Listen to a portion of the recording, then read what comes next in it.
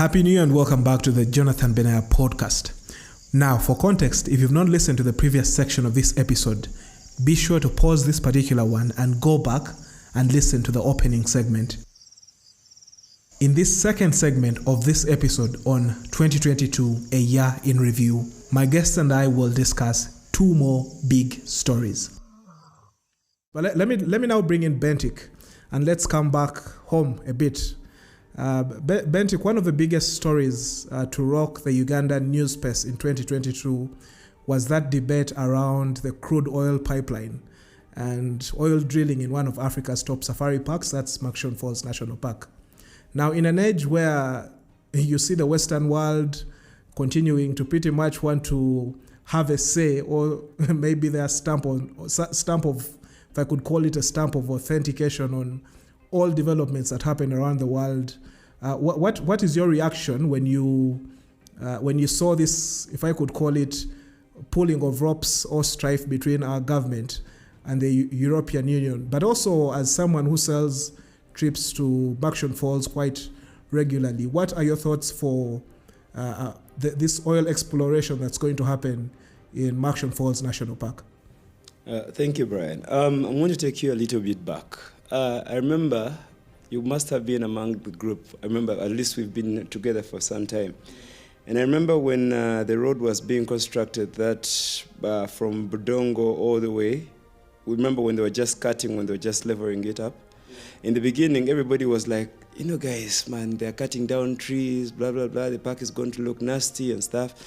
But let's face it. In reality, right now, when you look at the road, vis-a-vis what was there previously, I think it has somehow softened a client's experience in Murchison Falls. Now, when you look at these things like having oil in the park, it could be a blessing in disguise and it could be a curse at the same time. So you cannot really go on one side. I'm a conservationist. I'm a person who's so much embedded into conservation. I love, because this is where this is where I earn my bread from. Yeah. But at the same time, you're going to think about it and say, okay, if I, Bentik, benefit from tourism, how about another person? Because it's not only us in Uganda. So is there any way we can exploit these resources minus or limiting the effect or the impact it has on the environment? Okay?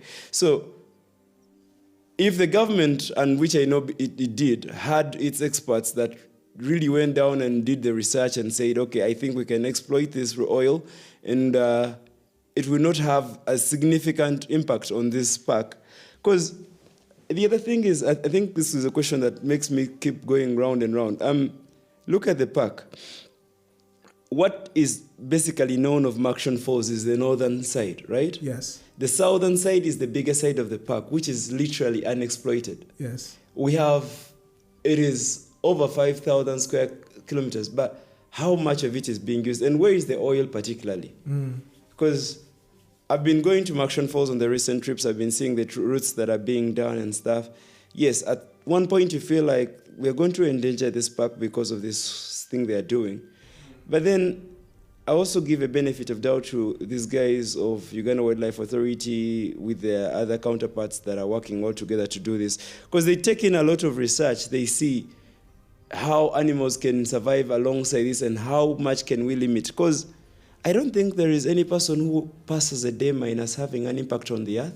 Absolutely, yeah. So the only thing is, how do we limit it? Yeah. Truth be told, reality, if you're facing reality, there is no single day that we're going to pass by and minus having a negative impact on the earth, but we just have to limit it. So if you ask me of what I feel about this whole thing going on in Murchison Falls, I think in the beginning I was too biased about it.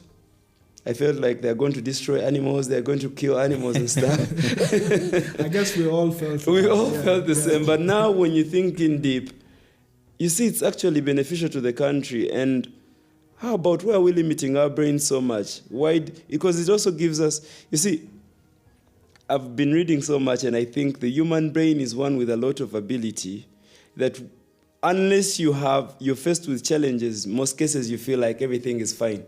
So now that we're faced with the challenge of now maybe something that is going through in conservation, now let's think in deep. Let us utilize the brain and see how we can limit. Because this is a chance for you, actually. This is an opportunity for a person who's much involved into technology to see how you can design programs or stuff that can help the government to limit on this whole impact on conservation and environment, and then you can benefit out of it. I mean, we are into the East African region, and we're looking into benefiting as a whole region. So Uganda must contribute what it has to play with. So. Yeah, and absolutely. I always have an issue with this discussion by the Western world, where they come to Africa and they tell us don't carry out any development because you're going to ruin the environment. But when you look back where they come from, they've literally destroyed everything. Each and everything. Everything. Yeah?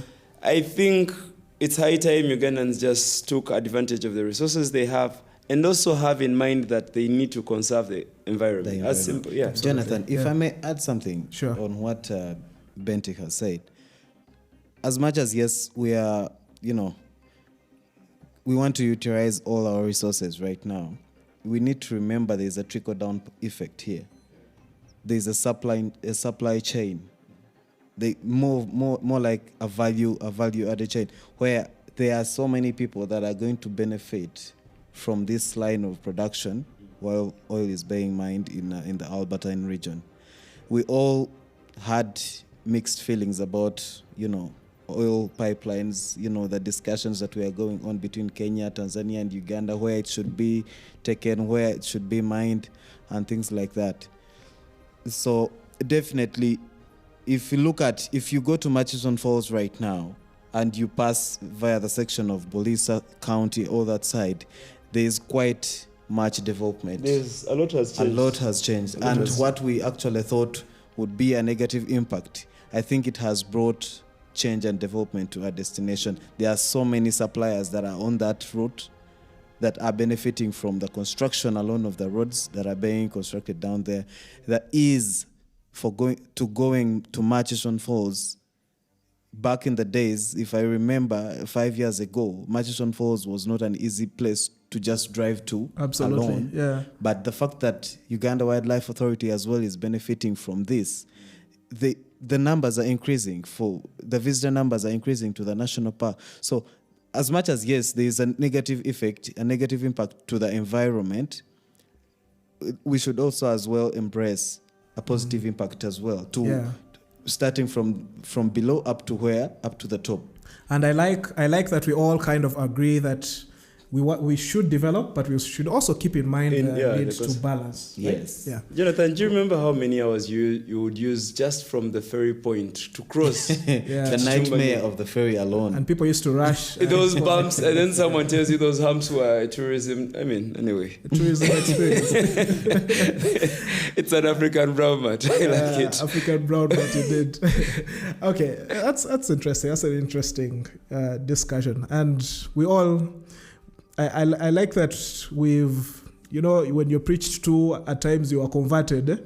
At the time when these plans were all being laid out, we were all skeptical and what. But it's good to look at things objectively and appreciate that with all developments, there's always need for a balance for both sides. Now, let me just bring in the two guests who are joining us remotely, who you've not heard from. That's Kojo and Aisha. Maybe I'd also get a comment from Letile as well after our two online guests. Now, some of the bigger stories in 2022 have been around this man called Elon Musk. If you know, Elon Musk, I guess one of the biggest story was the fact that he bought Twitter recently. But if you know Elon from so many years back, is one thing to really appreciate about him is his contribution to this revolution around electric vehicles, which you'd call EVs. This particular year, the Biden government has seen the largest sale in the history of electric vehicles. They've sold so many electric vehicles than they've ever been sold ever. And some of these EVs have actually made it onto the African continent, including within the safari space. It was the other day that I was going through Instagram and I saw there's a Kenyan safari lodge that had one of those trucks imported into the protected area, and they're trying to test and see if this vehicle can be used for game drives. That particular camp is called Camp Iakanzi, in case you want to look it up, which I found to be an interesting concept. But I'd like to find out from Kojo, Aisha, and then after that we can hear from Letile as well. What do you feel about this whole move towards green energy? It's not just the electric vehicles, but just this whole campaign, especially in the tourism space, around sustainability and the move towards green energy. I guess let's hear from Aisha, and then we'll hear from Kojo, and then Letile as well. Thank you, Jonathan. Well, this big animal called sustainability, I think it is really taking over. When you look at some of the most developed countries, like here in America, I mean, it's like everybody is practicing sustainability straight away from the home. Yeah, that garbage is being separated, whereby you have trash and then you have recycle. I mean, you cannot add the two. So even these vehicles, the EVs, you're finding them on the road. I mean, and people are buying them despite the fact that they are pretty expensive. Yeah, but they are taking the issue of sustainability very, as a first priority. If I refer back to this previous presidential summit, which was, I think, 2 weeks back here in Washington with Joe Biden, when you look at the message, when you listen to the message, it was more on how sustainable should countries be, yeah, in terms of renewable energy, in terms of, adopting solar. So Mr. Elon Musk's move on using of bringing up the EVs and, because they use, by the way, they use, I think they use air, they use wind, thermal energy, and there's a third one. So, I mean, these are things that are piquing interest right now because we have one world and we need to protect it. So every customer right today is looking at how sustainable are you. Before I give you my shilling, are you sustainable? Yeah, meaning this is in a social factor, in economic factor, and then also in the environmental factor. So it is the big animal everyone is tackling, and we should adopt. Okay, do you feel like it's realistic? I know I'm going to ask the same question to Letile, but do you think it's realistic to say that one day we're going to have safari vehicles doing game drives? Okay, I know there are already those few companies that have a few electric vehicles, but I'm dreaming of a day where all the vehicles are carbon zero. Do you think that that's possible? To me, in my perspective, that is 100%. We are going to reach it even before 2030 or 2035. Because I've been very analytical here on the roads of America here. Most of the cars they are Teslas, however expensive they are. And what I know, the team of Elon Musk is trying to bring the cost down. And once in economics, we say there are those economies of scale. Once you're producing at a larger volume, there's a way cost a little bit of reduces. So if right now today a Tesla is over about $80,000, by the time you know it will be in 20,000, it will be in 25, and it will be affordable. So, and it's the same thing. It's a car, so we just have to change the model, and it's a safari car. So I believe it's gonna be, something. We shall be seeing so many safari vehicles, which are EVs. Yeah, and I imagine with your new role, with that UN Youth platform, I imagine you're very critical about things to do with the planet, things to do with climate. Just let us know a bit of what is involved behind that. Thank you, Jonathan. Yes, my new role, I actually just confirmed it, I think 2 days back. So I'm actually honored.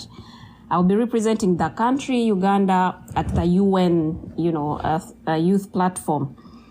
And here, when you look at what are the key SDGs we are looking at, it's water and then climate, which are really critical. Yeah, so we are looking at what are youth in my country doing to combat some of these, to have some of these sustainable models. Is it sustainable tourism? Is it sustainable agriculture? So anything regarding climate change initiatives, things to do with water, because our water levels as a world, it's sinking. I mean, so many wetlands have dried up.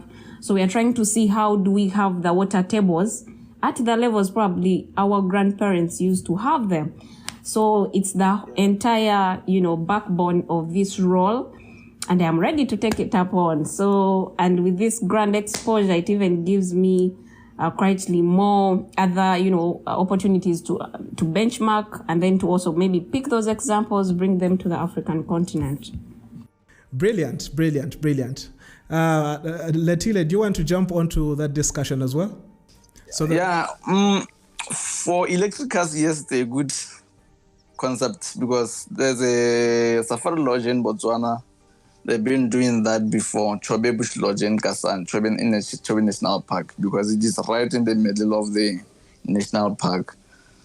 So the vehicles are powered by electricity to avoid spillages of oil in the national park, and because you know that Chobe National Park is surrounded by Chobe River and Zambezi, the Zambezi River. So we know that a single drop of oil can pollute more than 600 liters of water. So they're trying to avoid that. And also, mostly, like all of our safari camps in the Kovango Delta, they use solar energy to power the safari camps to avoid using diesel, petrol for generators and other stuff. Just trying to tackle issues of conservation. Do you feel like this whole thing around electric vehicles is realistic? Do you feel like at some point the safari industry is going to be running completely electric? I would say yes, because if you look at, like, I'll give you an example in Okovongwa Delta. There's no power lines for electricity. All the camps, they use solar energy. They've been doing that for more than 50 years or 40 years in the camps, using solar power. The only, like, for camps that are vehicles using diesel, they only transport diesel in the Delta for vehicles and other generators to push the solar energy during rainy seasons or during winter when it's during rainy season when it's very cloudy. It can be cloudy for a week when there's no sun to power some of the things. So I would say it can be a win, especially in the safari camps. Okay. Yeah. That's good to hear, and I get the feeling that the more we develop, the farther we go, the traveler is going to be asking more. The more we develop, the more the traveler is going to demand for the money that they give you. They want to have a positive impact on the planet. They want to have a positive impact on the communities. And I guess that's a debate that's just going to get bigger and bigger. It's good to hear that in Botswana, you've had this going on for a very long time. It seems to be a new concept in this part of the world, but I guess it's going to be something that's going to take center stage in the coming years. Bentic seems to have something to add. Literally, it's a very nice innovation that people are going on and buying into, but I think I'm one of the people that tends to be so slow when it comes to technology. Why? Case in point, in Rwanda I think has so much dived into using motorbikes with batteries. And these are cars these bikes, with time, the batteries get worn out, and then now you have this whole piling of dead batteries, and you don't know what to use them for. They call it e-waste, exactly. Waste, yeah. So you find, and I don't know if enough research has been done to see that this is not actually going to contribute more waste, that we shall actually have less to do about it, and it's going to be overwhelming. It's going to be overwhelming with time. Yeah. Because I feel like sometimes someone comes up with an innovation and then we run so fast to dive into it because they have the money to push it. And then before we know it, we find ourselves trapped into a corner that we cannot get out of. So has there been enough, maybe I'm asking the wrong person, maybe, because the person who produces the cars and stuff. It could be a food for thought. Yeah, has there been enough research done to know that there's going to be manageable waste created? Because eventually there will be waste, but is it manageable at the end of the day? That's some interesting thoughts, Bentik. Brian, did you also want to... Something briefly. You talked about a camp in Kenya. On an honest perspective, I think there are so many camps right now that are actually having electronic safari jeeps that are doing game drives. Yeah. And around 11 a.m. to midday to up, I think not midday, up to like 3 p.m. you would find them charging, or all of them charging. Yeah. So what does this mean? I know the name, but I think I just need to double check which camp it is. But it's a common camp right now. But these guys are actually doing safaris in Mara using electric jeeps. I've been to Amboseli this year. I personally have seen like four electronic vehicles. What does this mean? Because if you look at East Africa, and I think compared to Botswana, where Letile comes from, when you look at a region like East Africa, Uganda, Kenya, Tanzania, Rwanda, compared to Botswana, Letile, if I may ask you, how is your road connection? How is your road network connecting to these destinations? Most times people are actually flying to these destinations. Is that so? Yeah, mostly they fly in, especially like in Mau. Exactly. Because Mau, it's a gateway to tourism. They just pass by, which is good, but which is not good for local communities. Yes, that's true. Let's say you'll be coming from Rwanda or Uganda. You come to Botswana via Cape Town or Joburg to Mau. Then you booked a lodge in the Okavango Delta. So you just go straight into Mau Airport, then get off a plane and check in, and goes back to the terminal and to take a flight to Okavango Delta. Then you'll be doing the same thing to come in, to fly in from the Okavango Delta to Mau Airport, then go back to Cape Town, then go back to Rwanda. Okay. So by that time you haven't had the chance to see me, to see the community, to see the culture, which is wrong. Yes. But during COVID, I would say it was good because they had to come in, then they go, then they have to, when they come back, they have to spend 2 days or one more night waiting for that test the results, which is good for hotels in Mau. And because the occupancy in COVID in hotels in Mau, it was much better compared even to before COVID. Because mostly tourists, they were just using Mau Airport as the drive-through to the Okavango Delta, you see. Okay. So my point, you just actually picked the answer from my mouth, because when you look at it, all these innovations have both sides. I think when I was young, I would only look at things in a positive way alone. But when you look at on a research and also sustainability, conservation, they play a part, because someone traveling from, let's say, Entebbe to Bwindi, there is a value chain. So as much as yes, we want to go into a more carbon-free earth, there's the supply chain, the value chain trickling down is going to reduce, because we want to use things that are not going to spoil the destination, first of all, in terms of the environment. But you remember, we have left out the other person who would benefit on the chain of the tourism as well. It's good innovation. I am not going to beat around it. it's good innovation, but it has both impacts. It has Let me actually add something.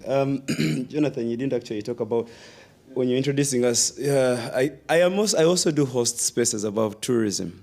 And one of the things, I think it was on the last space as well, we're talking about artificial intelligence and this whole thing, how it's coming into play into tourism. And my friend from Kenya told me they are using is it the CGP?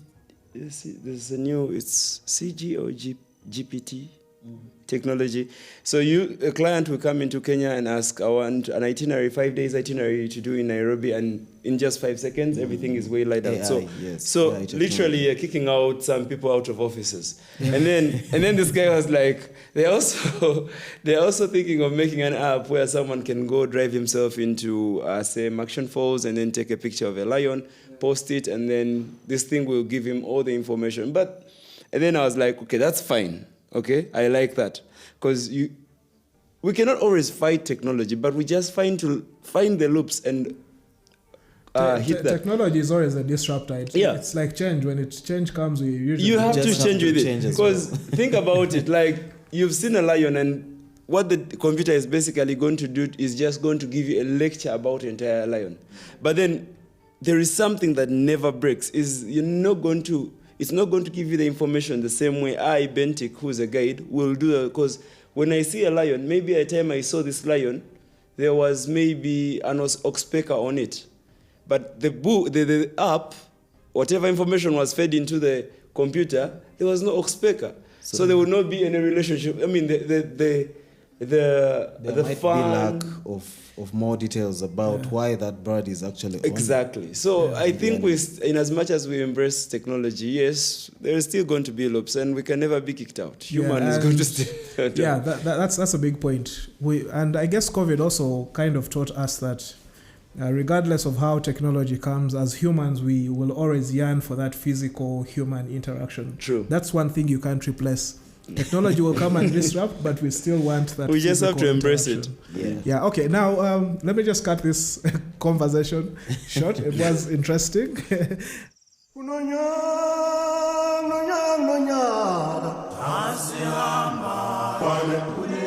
Now, we all seem to agree that we should continue to make steady strides towards sustainability. If you are still captivated by the discussion already, now would be a good time to leave a 5-star rating on the podcast and to also write a review. That's your way of giving back to the podcast, but also getting the algorithm to recommend the podcast to many more people. In the next segment, we'll discuss one of the big conservation stories of 2022, and that's Rwanda's $1 million project to expand Volcanoes National Park, the famous home of the mountain gorillas. We will also talk about the year-long campaign by the tourism sector in Uganda to diversify away from the contemporary wildlife safari and more towards other products like mountaineering. As we always say, the podcast is available on all major streaming platforms, including Apple Podcasts, Google Podcasts, Spotify, Radio Republic, Pocket Casts, and several other platforms. All right, I'll see you in the third section of this episode.